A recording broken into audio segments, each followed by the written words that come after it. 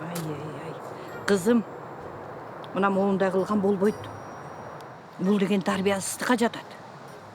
Мен силерге дайым эле айтып жүрөм го. Баары келип ата эненин тарбиясынан. Түшүндүңбү? Түшүнүп жүр.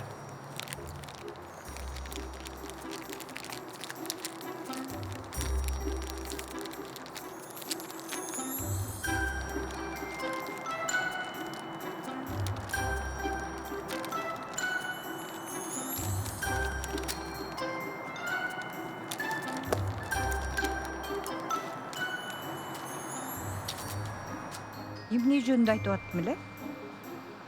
Ошо. Силер бул планетада дагы жашайсыңар.